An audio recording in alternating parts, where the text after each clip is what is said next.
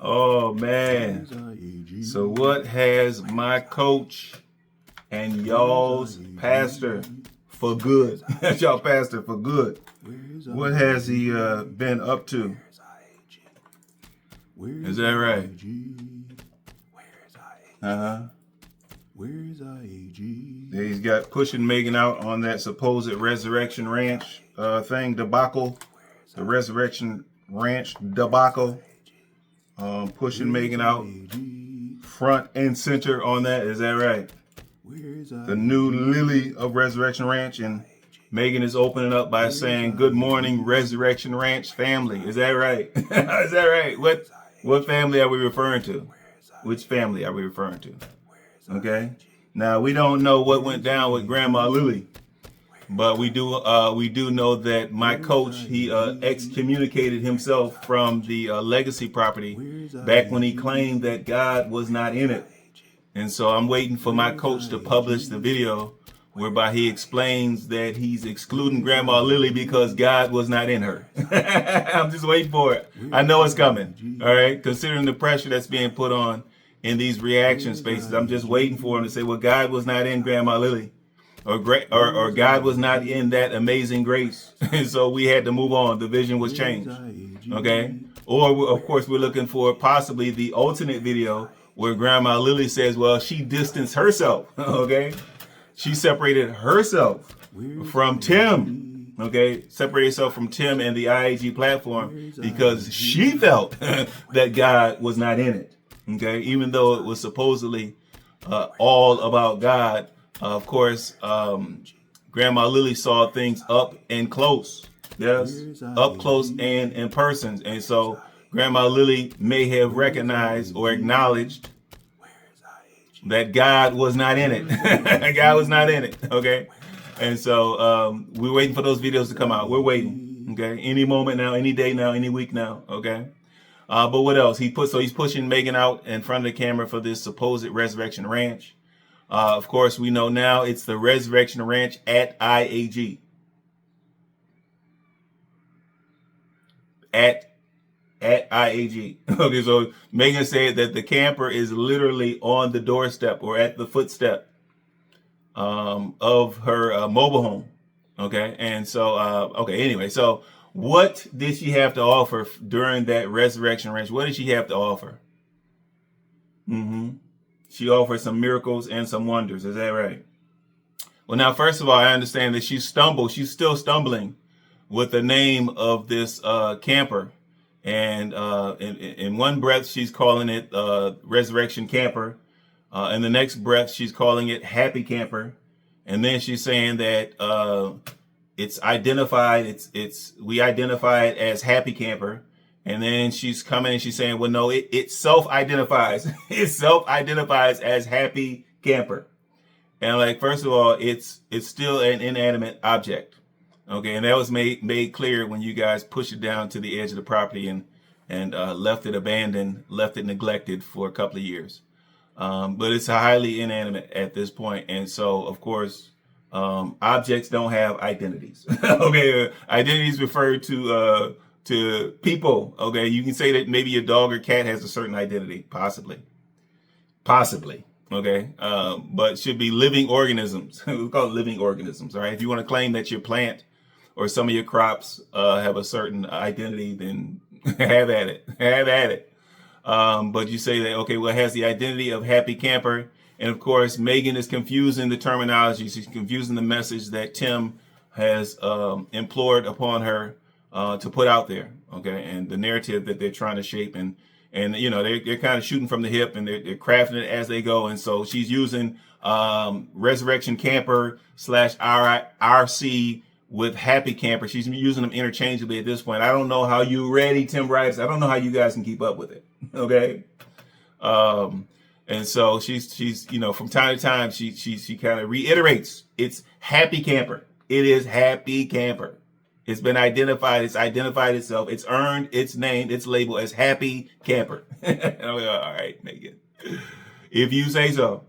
All right. And so I do understand that Megan's talking about some of the decoration of the camper. And I'm like, okay, we got a lot of construction work that still needs to be done on the inside, Megan. But Megan talks about, well, they're going to likely go with the same white and blue exterior design, paint. And she's talking about, well, we're going to maybe go with maybe a lighter blue, maybe a lighter blue. We're going to go with a happier blue. And I'm like, okay, hold on. Here we go again. Okay.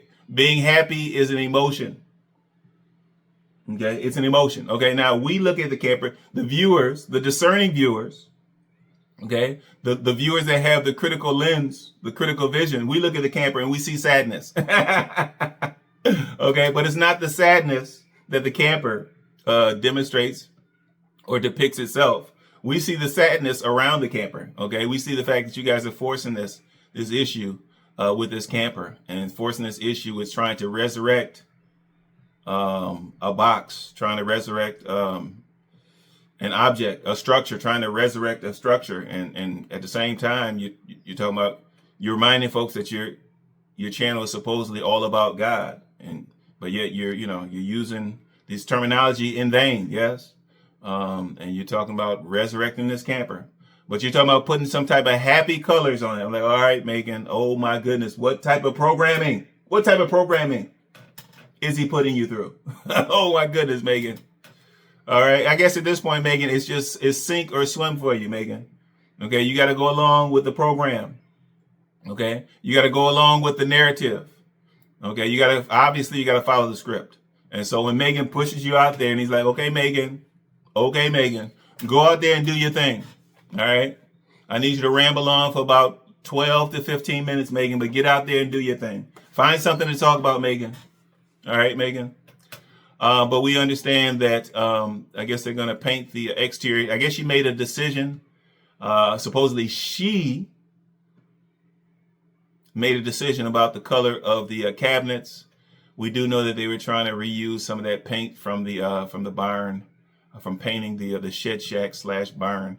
We do understand they're trying to reuse some of that, and I guess they realize that's going to be a little bit gloomy. It's going to be a little bit dark on the interior of the camper, and I guess she's decided to go with a lighter color. And so I guess that's an update, something for you Ready Tim writers, okay, to cling on to. Okay, it's going to be painted with happy colors on the interior also. And I'm like, oh my goodness. Oh my goodness. Megan talks about the fact that per their budget, she may be able to order, or she may be able to purchase a single can of this brighter color, a single can per the budget. And I'm like, okay, what budget? Who set this budget? Supposedly Megan, or supposedly this is your home-based business idea, Megan. So who's setting the budget for this? Okay, and I'm like, okay, Megan. Granted, it's going to take at least $400 to $500 to fix up that interior of the camper, Megan. Another $30 or $40, I don't know what they charge for paint, $30 or $40 can of paint, or cans of paint that, I don't think that would affect the budget. Okay. But whatever, Megan, whatever. You talk about putting it on a budget. But in the same breath, you're talking about selling it. I do understand there were some undertones in this particular video of you giving it away to someone or giving it to someone. In which case, I guess we can understand why you might skimp on the budget.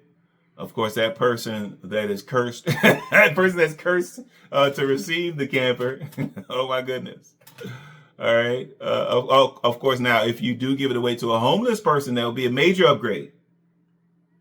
Okay. But whoever receives the camper next, they'll have to suffer through all of the corners, the various corners that you guys have decided to cut through. Yes.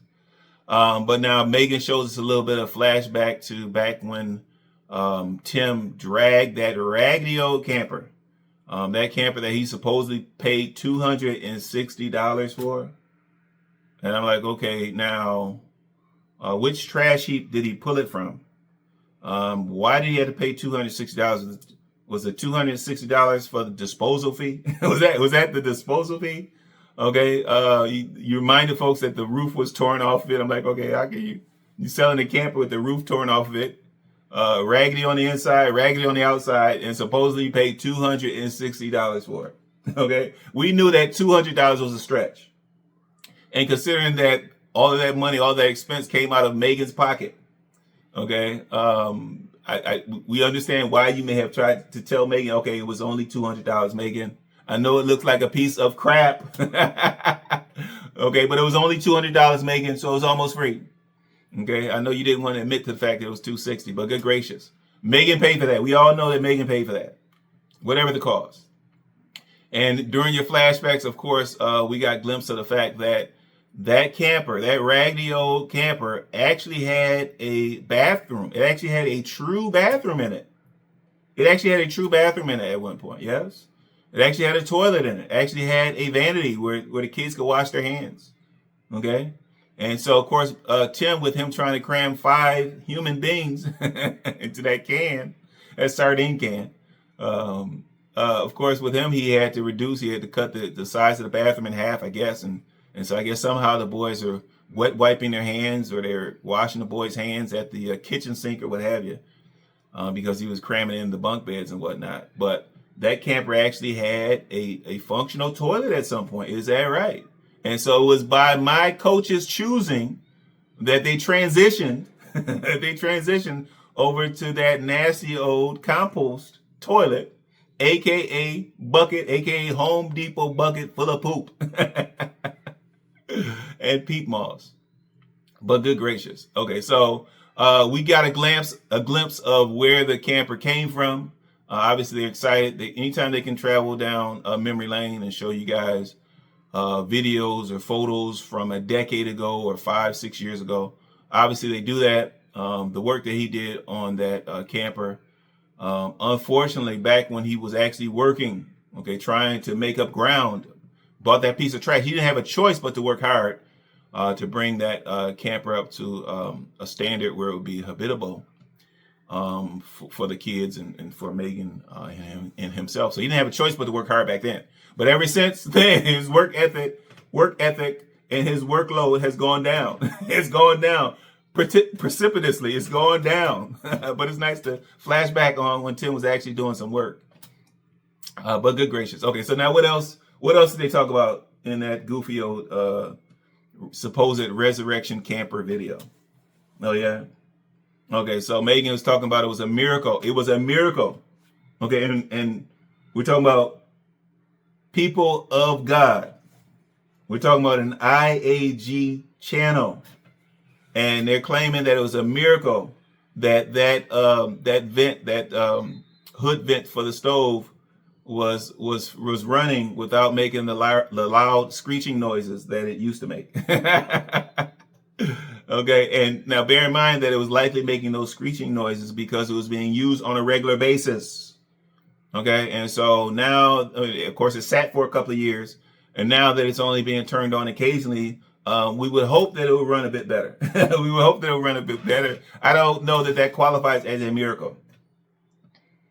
Okay, it's something that can be explained mechanically. It can be explained mechanically. Okay, it does not qualify as a miracle. And then Megan talks about, well, now it's whisper quiet, and I'm like, I could just see my coach in the editing room turning down the volume, so you can't hear that vent running in the background, because Megan's like, oh, it's whisper quiet, it's whisper. All right, Megan, whisper quiet. But all right, anything else? What else? They had another miracle. Is that right? Another miracle around the camper. Is that right? And which miracle was this? Oh, yeah? Okay, so it was a miracle of the pencil sharpener.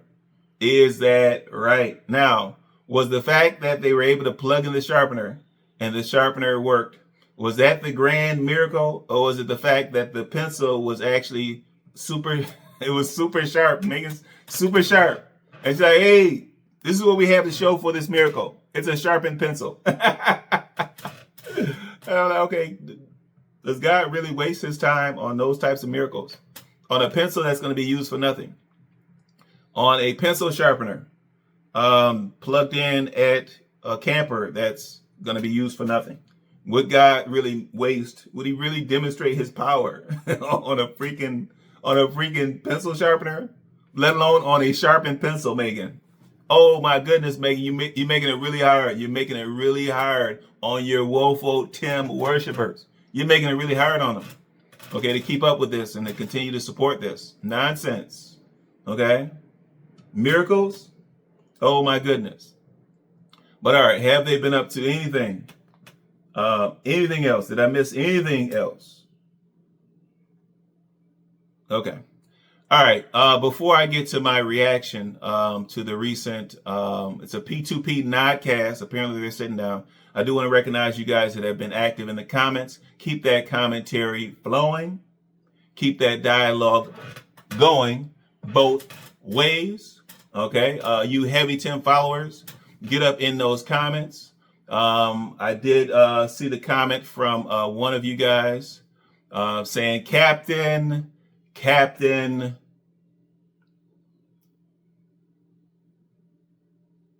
some captain you are. I saw it. All right. And you guys are saying, Captain, if you were truly the captain, then you would know that you and the reaction channels, no matter what you guys put out, no matter what you observe, no matter what you critique, no matter what you scrutinize, okay? You reaction channel folk, including the commenters, including the subscribers, no matter what you guys do, you guys cannot change our Pastor Tim. There's no change that's going to happen. Regardless, no matter what you guys do, no matter how many burner accounts our Pastor Tim has. Alleged burner accounts. Is that right? Are they alleged? For you guys, it's alleged? Okay, all right. So no matter how much Tim is creeping in and out of the comment areas, okay, you guys aren't going to change anything. I'm like, okay, well now clearly some of you heavy Tim followers are not as heavy as I thought you were, because if you were truly a heavy Tim follower, if you were truly a ready Tim rider, riding his tractor every chance you can get, every chance, riding that tractor. But if you were truly a ready Tim rider, you would have observed a multitude of changes in or around the IAG platform. Yes? Okay, of course we do. You had to be blind and deaf and on another planet not to notice the changes around the Resurrection Ranch. Okay, so there's been change there. I mean, what do you want to call that? There's change there, okay? Megan taking over the Resurrection Ranch.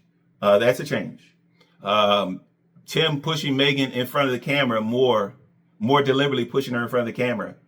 That's a change. We have seen a little bit more affection from Tim toward Megan. We've seen some affection from Megan toward Tim on camera. That's a change. Okay, whether it was happening behind the scenes, off camera, we don't know. Nobody knows. But on camera, it's a change. So we have to count that as a change. All right. Him coming up with this P2P motivation and him going out there and ranting about the reaction channels. That was a change. Okay. Now, before the reaction channels, there was nothing for him to rant about. He was living the good life, the lush life. Okay. So that's a change. For him to shut down the P2P motivation and go back to sitting on the couch, that's a change. Okay, and so there's been a multitude of changes in or around that IAG. But thank you for the encouragement. You ready, Tim Riders? Thank you for the encouragement. Okay, and so the message that I'm hearing is that if we keep it up, if we us reaction channels, if we keep it up, then supposedly nothing will continue to change. And I'm looking forward to all that nothingness that's going to change. I'm looking forward to it. You guys be wilding in the comments. And, as long as you guys keep on wilding, I'm going to keep on digressing. Welcome back to the end game, where today I'm going to give my reaction to the recent P2P nodcast, where I guess Tim and Megan are back on the couch. And I guess they're talking about some unfiltered truth about marriage. Is that right? So my coach is going to give you guys some type of marriage counseling. Is that right? Now, does that involve brainwashing? Does that involve programming, reprogramming? Does it involve identity theft? Does it involve asset accumulation? Does it involve acid domination? Okay, does it involve isolation? Does it involve locking your mate behind a fence, literal and proverbial? Does it involve forcing your mate, your spouse, to go from having a purpose, as in the purpose that Megan had? Does it involve forcing your spouse to go from having a purpose to being imprisoned? Okay, then that's the P2P, the other way around. The Megan story. Does it involve that? We'll have to wait and see. Okay, all right, all right, okay, all right. But I'm gonna give my reaction. I'm gonna give my reaction to that video here.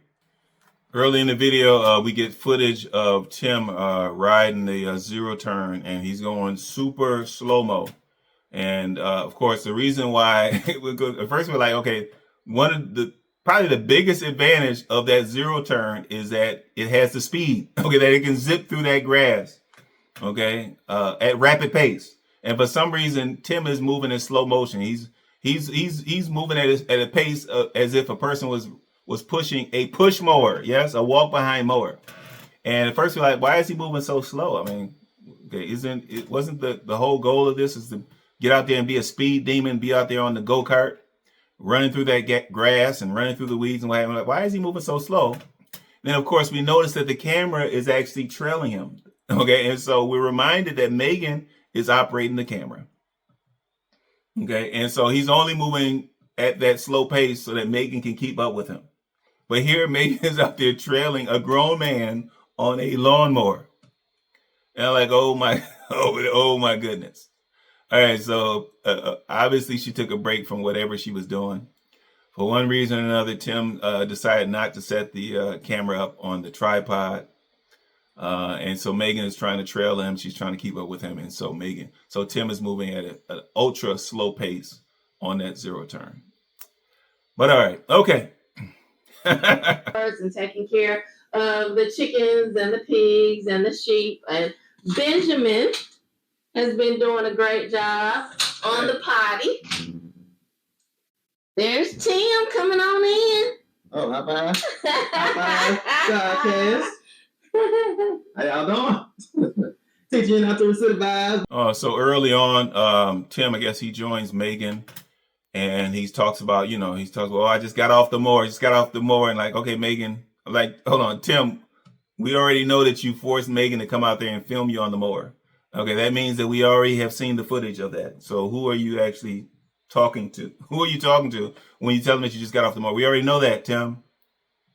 Okay, what's going on with your grasp on reality in the real world? Okay, but anyway, he says, well, I just got off the mower. Clearly he's sweating. He's like, well, I just need to go and put on a dry shirt.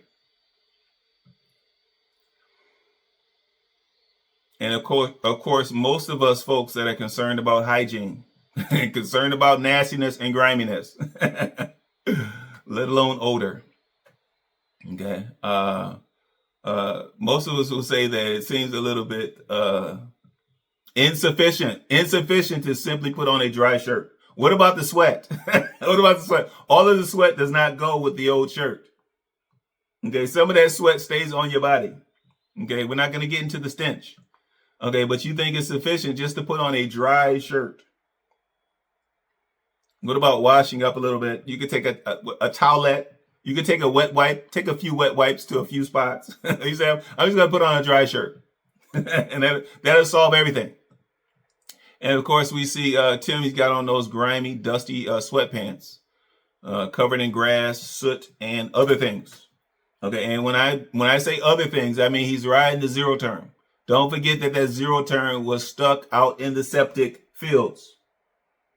Okay, kicking up mud. Okay, don't forget it was stuck out there in the leach fields. Okay, kicking up muck.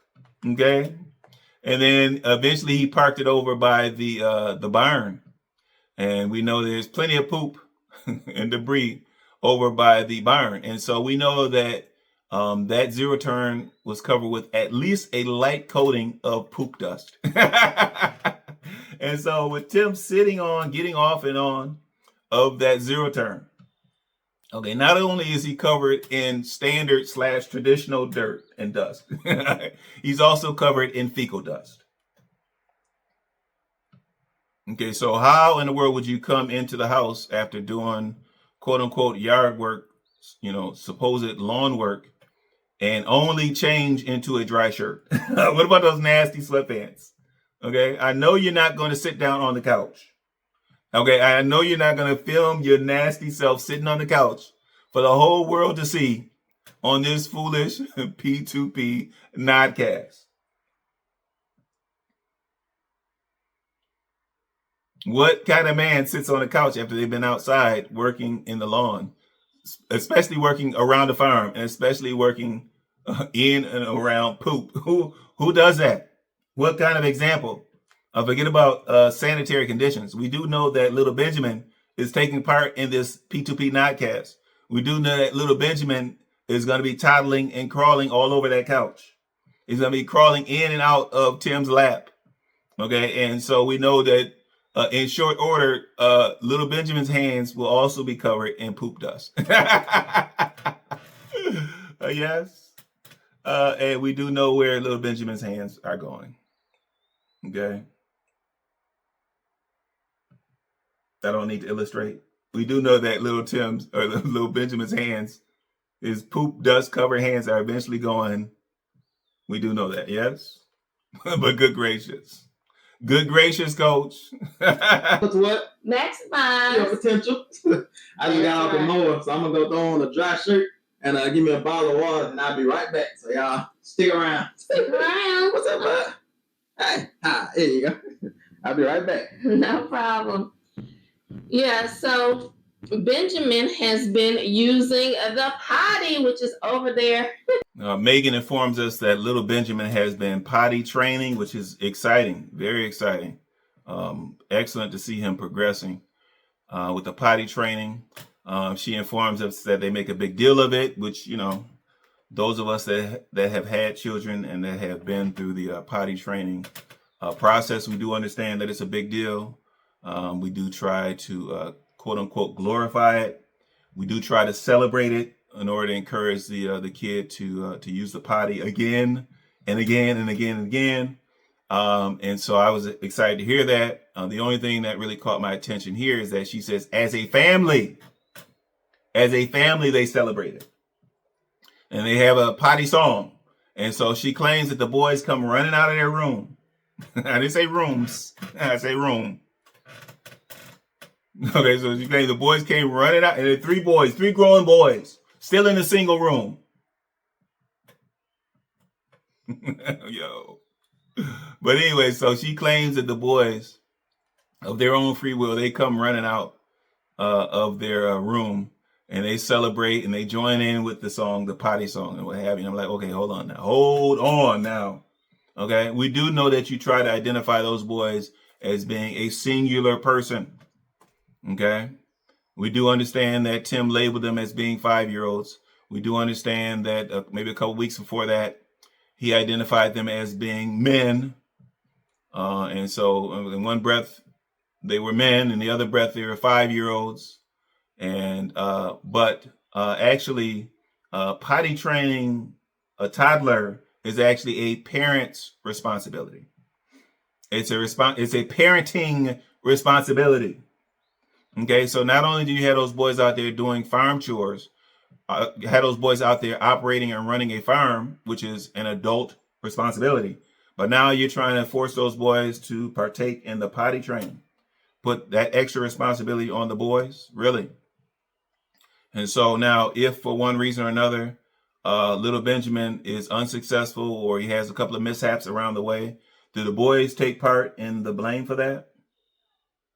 Did they not celebrate hard? If they don't celebrate hard enough, if Benjamin has a mishap or a hiccup in his training, do the boys get the blame for that? Do they suffer some type of consequence if it's not successful? Forget about the fact that it shouldn't be their responsibility anyway. It's a parenting responsibility. They have 2 parents. Yes? Okay. And so it would fall on Megan and my coach Tim to potty train little Benjamin. Okay, and so are you telling us, are you really implying that the potty training is between you, Megan, and the boys? Is Tim not participating? Is he not participating in the potty training? And so the boys are actually doing the potty training with you, Megan? Is that really what's going on at this point? Tell us more.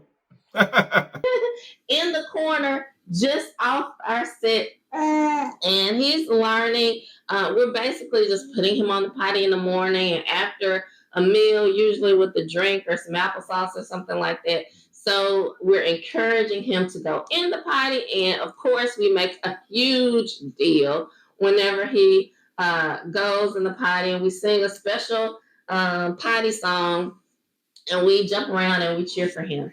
So that's been really great to we do that as a family. We cheer for him, and everybody runs in the living room and cheers when he potties. So that's what's going on just off camera there. And so we've just been doing Megan talks about the fact that they're recording this supposedly on a slow day. And she talks about, well, one of the advantages of having a slow day is that they can have a bigger breakfast. And I guess she says they had biscuits, gravy, they had turkey sausage, and they had hash browns for breakfast, which sounds yummy. It sounds yummy. I'm sure it was yummy in Tim's tummy. I'm sure it was. Except for one thing. The elephant in the room? No. We're not going to do that. We're not talking about my coach. My coach is not the elephant in the room. Okay. Just because he plopped his big old down on that couch in those dusty old fecal dust covered sweatpants. He's not the elephant in the room. Okay. The elephant in the room would be, okay, between the biscuits, the gravy, the turkey sausage, and the hash browns. Which part of that was the farm fresh food?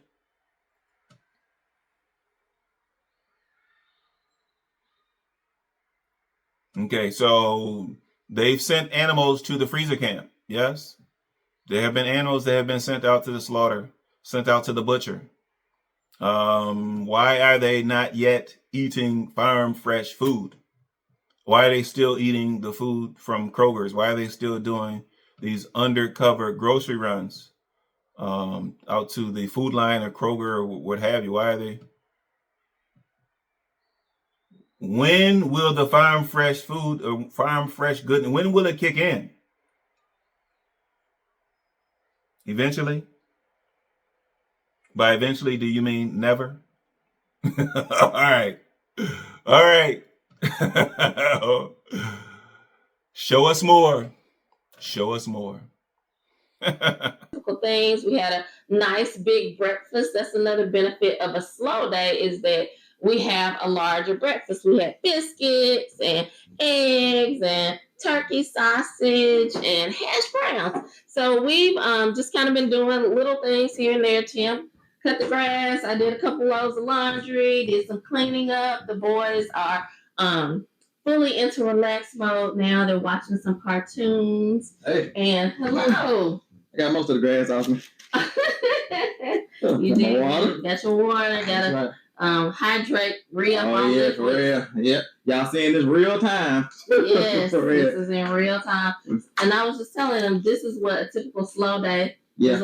So Tim, he cuts off Megan when she's talking about some of the things that happen on the slow days and how the kids can do their farm chores, which they do every day. Forget about slow days. The farm chores are every day.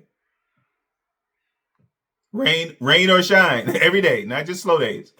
But she talks about how Tim might jump on the mower on a slow day. He might jump on the mower. And Tim cuts her off and he's like, well, can I talk about that for a moment? He's talking about, well, back. And he didn't use the term back, but he's talking about, we've been so busy with the ministry work. We've been so busy doing the prayer walks. We've been doing so busy restoring things. Okay, that I would pass by people out there mowing their lawns. Okay, and I would be busy doing greater things, I guess. And I'm like, okay, coach, you really committed to this thing about this ministry work. Okay, you really committed to these prayer walks that you guys did 5-6 years ago. Really, coach. So you're telling me for some reason, for one reason or another, You haven't had slow days. Supposedly you have not had slow days for the past 4 years. Even though your ministry walks and your ministry work, prayer walks, etc., was prior to that. You guys supposedly have been going so hard, that you have not had many slow days, coach. Then why do you have to rewind so far? Why do you have to go back why do you have to go 6 years back in order to support the fact that you've been busy? Why do you have to go that far back? Shouldn't you be able to go back a few months and say, oh, we were so busy doing this? Like, go back a year and say, oh, we were so busy doing that. Go back a couple years, oh, we were so busy doing that. Why do you have to go back 5 or 6 years ago in order to demonstrate that you've been busy? That stuff is old. It's past tense, coach. Okay, it doesn't even count anymore, coach. Okay, let it go, coach. Okay, just like you let that ministry work go. Okay, when you snuck out of Jackson under the cloak of darkness, just like you let that ministry work, that walk by faith effort, you let those good people of Jackson go. Those people that had bought into, that had donated in, that had tithed, that had offered into your ministry, just like you let that stuff go, coach. Okay, at some point you got to let the past go, coach. Let the past be in the past. Let the bygones be bygone.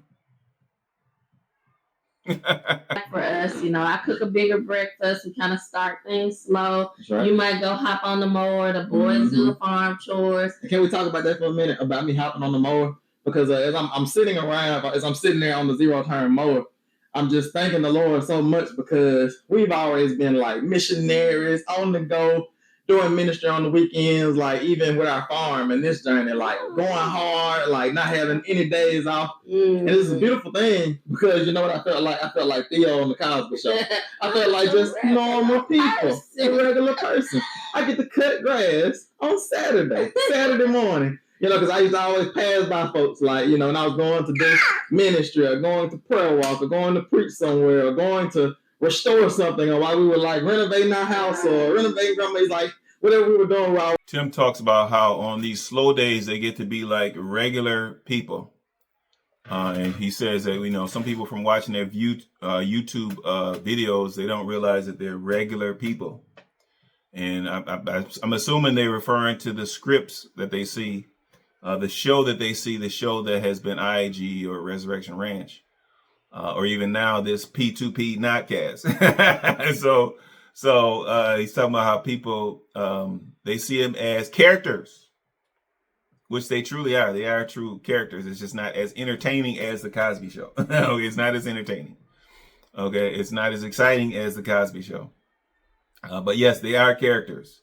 But Tim tries to implore his ready Tim Rise that we're regular people. We are regular people. And he claims that some viewers say you guys are like a modern day Cosby family. And I'm like, okay, when, where, and how? Okay, first of all, those Cosby kids were educated. They were well educated.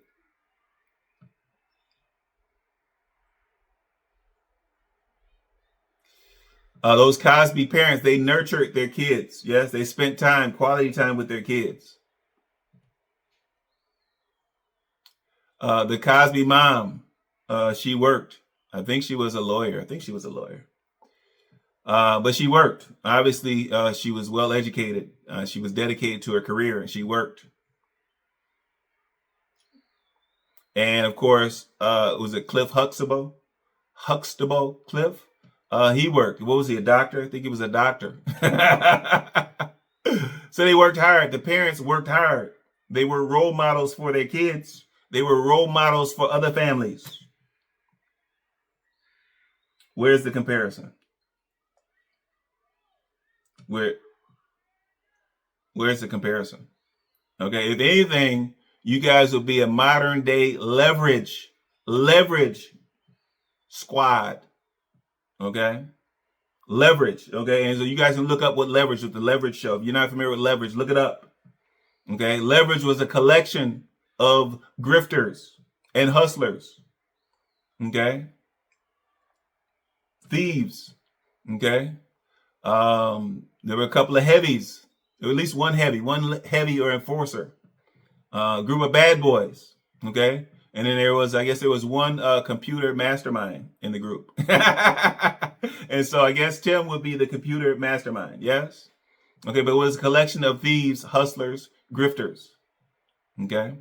But if anything, modern day leverage. Okay. Not modern day Cosby. Not by a stretch. Go. But it's like now, I just get to be like regular people. I don't know if y'all saw the episode of Cosby Show. I'm sure everybody did. But iconic show. Yeah. That's what somebody told us one time when we first started YouTube. They said y'all are like the modern day Cosby Show to us. Because people watch us like a reality TV show, on all of our channels. And sometimes it's good, but sometimes that's bad because, they might not treat us like real people. Right, and you're not actually seeing all of the reality. Exactly, we're not just characters on a TV show. We're actually real people. Right, we're actually real people with real problems. We don't show everything and every single problem on TV. So don't think that, you're seeing everything. But we you're seeing enough, though. But that's what I'm saying. We do try to be real and invite you into our living room like we're doing now, into our life, into just a regular slow day for us. Ooh, that was good. I like some good old H2O. I started to grab a body armor, but what? Of course, Benjamin, at some point during the nodcast, Benjamin, he gets fidgety. Which is appropriate for his age. I guess he starts to grab the microphone and Megan is struggling to balance him and the microphone. And only when he starts impacting the broadcast, starts messing with the audio, does my coach, Tim, step in. Only then does he step in. Like, hold on now, we're taping. Okay. And so he resets the mic and so we can't have that. And he grabs little Benjamin and pushes him into his own lap. And he's like, well, Benjamin has a different demeanor when he's with me. And I'm like, oh, of course he does. of course he does. Yes. Okay. First of all, he does not know you. So first of all, you're like a stranger. Yes. And kids, they learn at an early age about the stranger danger. Okay. So first of all, he's confused. When you grab him at first, he's like, what's going on? Okay. And then, of course, he recognizes, he understands the size difference. Yes, he understands that. Okay, and so he's like, this big old, what in the world with this big old, yes? And so, of course, he's intimidated. And so, of course, his demeanor would change. And then Tim, he tries to clean it up a little bit and says, every boy loves his daddy. And I'm like, okay, coach, well, not based upon what you said about your own daddy. Okay, not the disparaging remarks that you made about your father. Not based upon your parent separation from your dad. What do you mean every boy loves his daddy? Okay, your actions certainly have not demonstrated that. Okay, the demeanor of your boys around that farm has not demonstrated that every boy loves his daddy. Okay, just because your boys are willing to submit, or they're trained to submit, or they're programmed to submit or participate in the nonsense, does not mean that they love their dad. That doesn't mean they love their dad. We're not going to try to imply that they don't love their daddy.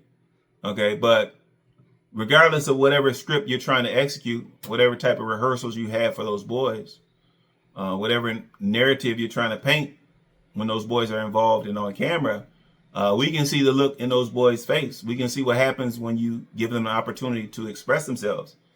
We can see what type of relationship or what type of connection you have with those boys. Okay, particularly when they're on camera. Okay, what happens off camera, we can't speak to.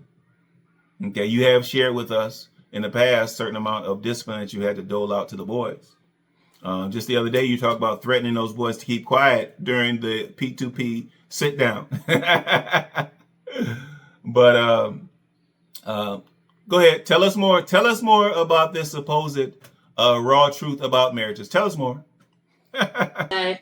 But it takes a lot, even on a slow day, for us to be in unity and to operate together as a family. As one breath. That's the goal. It's that when I breathe in, she breathes in. When I breathe out, the boys breathe out. It's like when the boys breathe out, you know what I'm saying? Like we want to be like in unison, in good rhythm, you know, and that's like she said, that's a difficult thing to get in that rhythm because we're all individual people. Yes. But that's why God gave us the picture of the family as the representation of the church, or the picture of the church as the family, because it talks about how there's a head, there's a body, you know what I'm saying? Like there's chain of command, there's different structures in the church, in the body of Christ, and God gives us that same picture. Yep.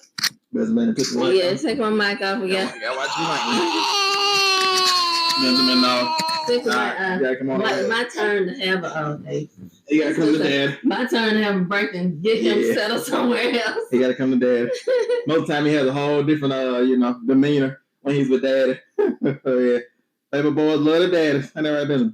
All right, Tim makes a good point that within churches, oftentimes in order to attain a certain leadership position in the church, you have to first demonstrate yourself or prove yourself within your own family.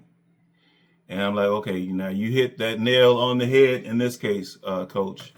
Prior to that, you talked about how not only do boys supposedly love their fathers, but they need their fathers. And considering how Megan has been a single parent, okay, a single mother in that household, Megan has been responsible for nurturing those boys, educating those boys, feeding, cleaning those boys. Which you reminding folks that boys need their fathers, not just boys though, kids in general, but you can say boys especially need their fathers. Then how do you justify the fact that you've been absent? How do you justify the fact you've been an absentee father for the past, 8-9 years? 8-9 years? I mean, if you want to shave off some time where you guys were back in Jackson, shave off some of that time because maybe you were more active back then before you got this full hustle going, before you got this full IAG hustle, for-profit / not-for-profit hustle going. You want to shave off a little bit of time, we'll say for at least the past 5 years, you've been an absentee father. Absentee father, yes? It's irrefutable, yes? And so you talk about, well, if you want to be a leader in the church, you have to demonstrate yourself in the family. Well, that would explain a lot, Coach. Okay, that would explain why you guys do not go to church. Okay, because certainly you would not be able to sit in someone else's church without having a certain level of leadership, without having a certain title. Okay, you wouldn't be able to tolerate that. You wouldn't be able to stand that, Coach. Okay, you would want to be up near the top. Okay, and of course now if you had to pull back the curtain and demonstrate yourself, demonstrate to them how you behave in your own family, how you've nurtured and raised up your own family, obviously you would fail that test. So I think in the back of your mind, in your heart, you know that you would never rise to any leadership position within any church. Okay, and so as such, you created your own church. Yes, when you locked those gates, when you banished those work groups, those work teams from visiting the farm, when you abandoned the thought of going on these particular hikes or trails or what have you, with these ministry groups in or around that farm. Okay, clearly, Coach, you understand the fact that the only church that you'll be the leader of ever until you change your ways will be the Church of Tim, the Church of IAG, the Church of IAG. Okay, and so now that's blasphemous. But if you can promote the blasphemy around the supposed God cast, yes, then of course we can talk about it being blasphemous.